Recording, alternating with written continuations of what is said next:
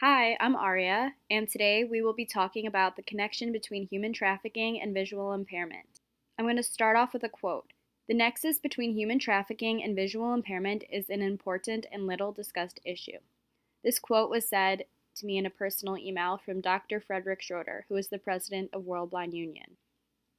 So, first on the agenda, we will talk about the research questions. Then we will talk about human trafficking in general, because in order to understand human trafficking and the connection to visual impairment, you first have to understand the basics of human trafficking and how it is connected to disability. Then we will talk about human trafficking and the connection to visual impairment, as well as case examples and other connecting factors. So for the research questions, are vision rehabilitation professionals aware about the connection between human trafficking and visual impairment? Do the professionals know how to respond appropriately if a client has lost their vision due to trafficking?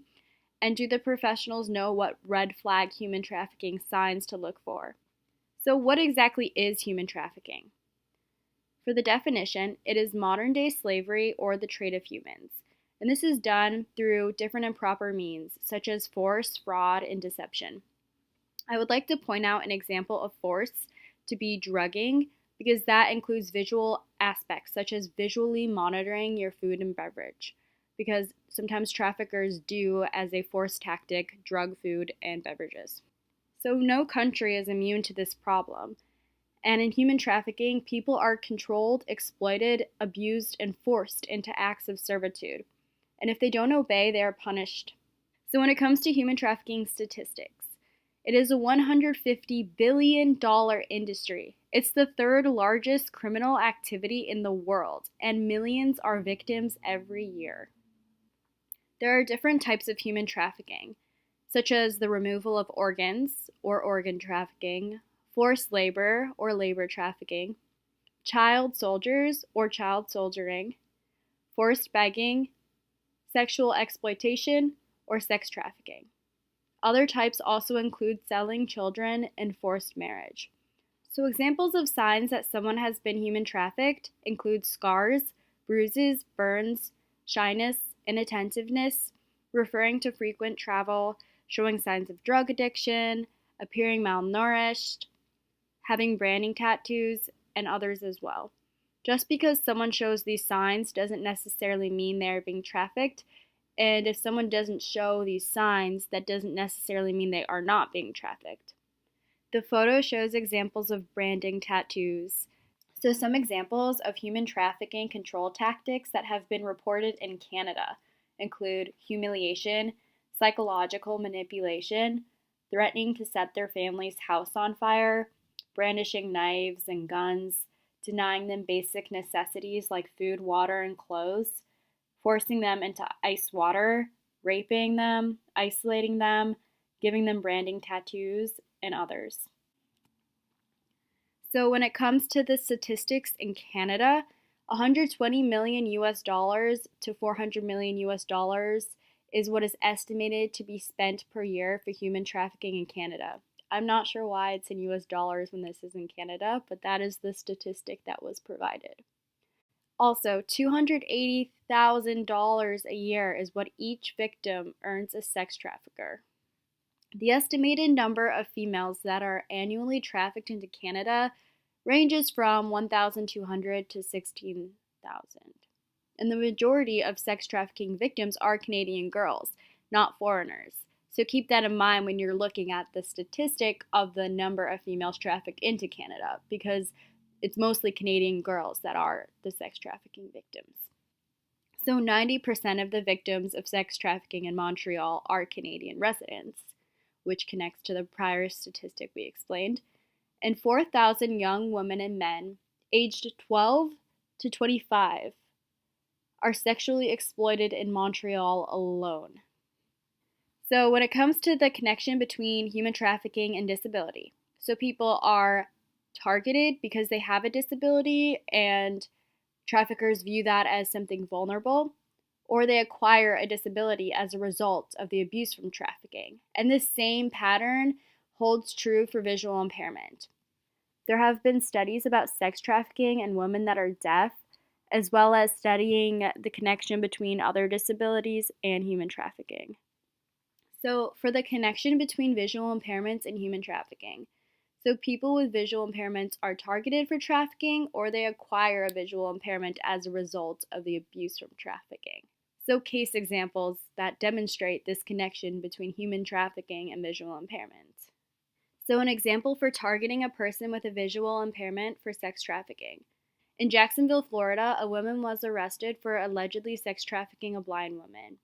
She allegedly kidnapped a blind woman with a firearm and forced her into sexual acts with men for money.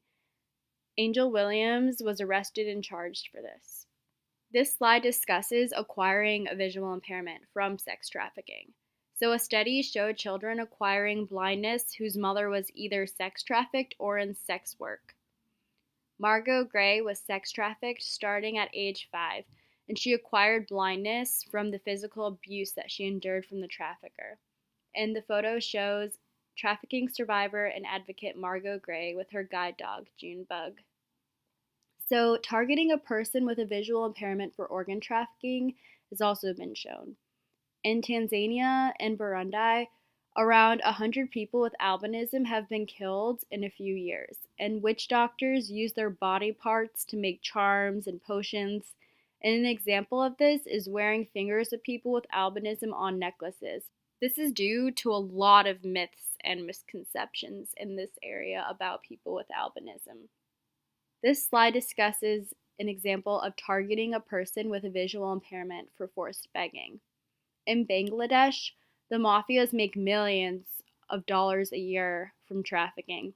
They target people that are blind and people that have other disabilities, and they force them to beg for money. This is because a child with a visible disability earns 3 times more than a child without a visible disability. This slide discusses an example of acquiring a visual impairment from forced begging. This case is from India. He was blind because someone had deliberately scooped out his eyes and left him with empty eye sockets to beg in the streets. He is the victim of forced child begging. This is an example of acquiring a visual impairment from labor trafficking. In China, multiple men were blinded from being beat in a factory. In this factory, they were held in horrible conditions for over 7 years. In Moldova, 21.7% of women in a case study reported having vision problems as a result from the labor trafficking that they endured. When it comes to acquiring a visual impairment from child soldiering, there is around 300,000 child soldiers, and there have been cases of children and child soldiers acquiring blindness from warfare injuries. There are other connections between human trafficking and visual impairment as well. When it comes to underreported crimes, human trafficking is very, very underreported, and violent crimes committed against people with visual impairments is also extremely underreported. So when it comes to unemployment, visual impairment has a very high unemployment rate, and being unemployed increases your vulnerability to human trafficking. So when it comes to childhood sexual abuse, a study in Norway showed children with visual impairments were more often sexually abused than their peers that are cited. Childhood sexual abuse is a risk factor for human trafficking. When it comes to massage parlors, in some countries, a massage parlor is the default place for a person with a visual impairment to work. And keep in mind that sex trafficking occurs in massage parlors, as shown in Figure 3.4. When it comes to eye banks, the Barcelona Principle was created. It is a policy collaborated on by various organizations and eye banks, and it prohibits organ trafficking for ocular transplants. This is looking at the connection between human trafficking and visual impairment from a very different angle from all the prior slides. Here are some anti-human trafficking resources in Quebec. Thank you very much both to UDM and to La Sortie, and thank you for your time. If you have any questions or comments, please feel free to contact me at aria.lobel@umontreal.ca for more information.